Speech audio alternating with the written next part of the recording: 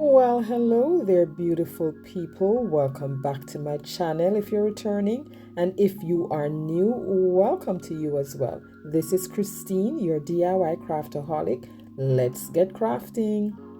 So for DIY number 1, as you can see, we're doing Christmas DIYs. And these are the items I'll be using for DIY number 1. This frame was a thrifted frame for 50 cents. And now I'm just removing the contents of the frame. I will remove the back, the glass, and I want to keep that gold border that's on the inside of the frame. So I'm using a piece of masking tape. I'm going to cut that down into strips, and then I'm going to cover the gold section of the frame. Next, I use this folk art plastic paint in coffee creamer, and I gave that 2 good coats. And this paint is satin acrylic, so it went on the frame, on the plastic, very smooth. I'm happy to know that folk art is carrying paint for plastic, because you know, usually when you're painting plastic, you usually put down a coat of Mod Podge over it, but with this paint you don't need to do that. So now that it's dry, I also went over it with a coat of Mod Podge. And now I'm taking the rest of the Mod Podge that I had and a little antique wax and my little finger sponge, and I'm just dabbing on the antique mixture with the sponge onto the outer part of the frame, giving it texture. And now it's dry. I also went over it with a coat of Mod Podge. Now we're going to be using our napkin. I had this napkin in my stash and a sheet of this canvas pad. I got this canvas pad from the Dollar Tree. I love canvas, and when I saw this, ooh, I was in heaven. Well, not really in heaven. This is in no way compared to heaven. But anyway, the reason I chose the coffee creamer shade paint is because I wanted to use the back side of the canvas, which is the brownish mattish look, not the white section, the creamish section of the canvas. So now I'm just cutting out the design from my napkin, this little red truck with the Christmas tree in the back and the words Merry Christmas, and I'm removing the outer layer of the napkin, just centering that on my canvas. And now I'm going to apply some Mod Podge using this Mod Podge brush to spread it. And once I spread it on smoothly and made sure I had enough, I then placed the napkin down and then went over that again with the brush to just make sure it was on there properly. And then I took my parchment paper, of course, and the little heat press to just reactivate that Mod Podge and to get it even further, reactivate that Mod Podge. And then went over that with a little bit more Mod Podge. And then dried it with the heat gun. Now that is done. Loving it so far. Now I'm just going to remove the tape that I had put down earlier to cover up that gold section of my frame.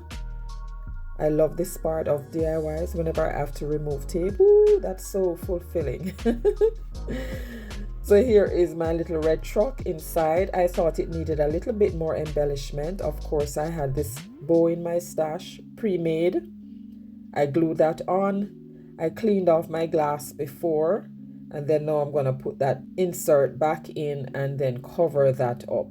And of course, remove my 50 cents tag from the frame.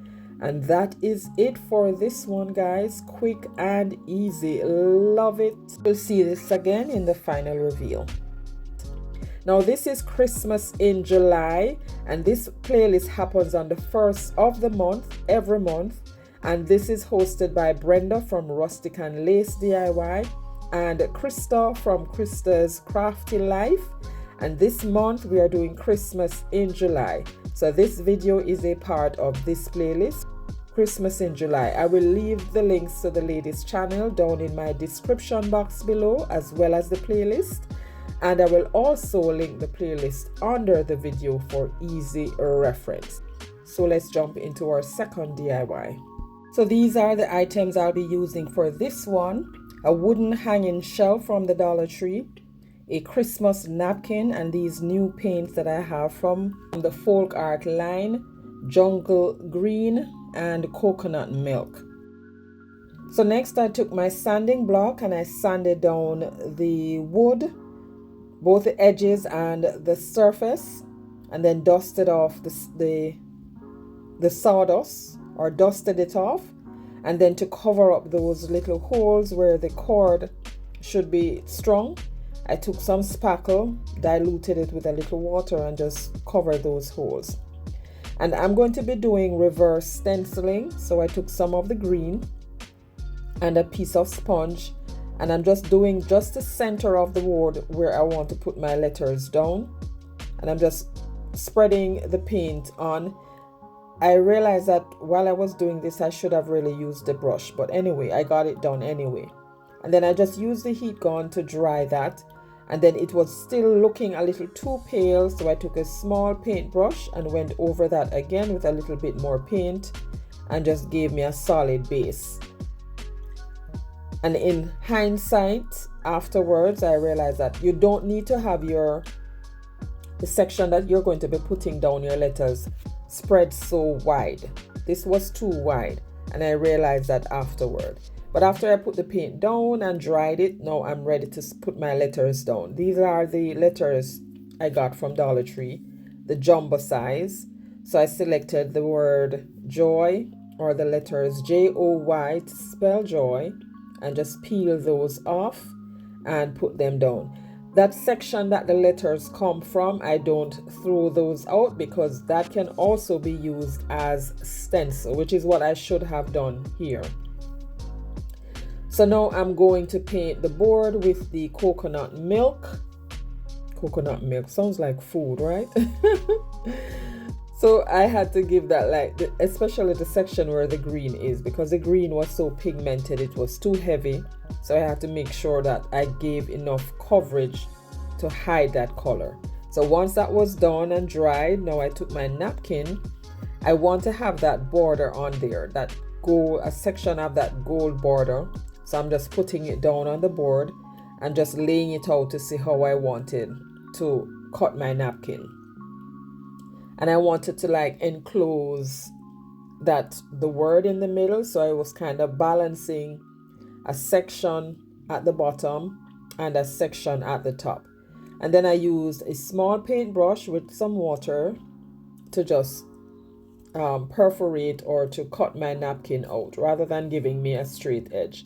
Now, as you saw, I had it laid out on the left, but then when I tried to put the piece at the top, I realized that it looked much better with the bottom piece on the right. So that's what I did. So then I removed my ply. This napkin has 2 plies, and that's something you need to pay attention to as well. Because if you remove one ply and thought that you're done and start to put your napkin down and realize, oh, there's another ply, then you may run into some problems there. So now I took my Mod Podge Multi. This Mod Podge is multi-purpose. It has all of PLAID's Mod Podge formula in one mixture, and I'm using this one rather than the just regular matte Mod Podge.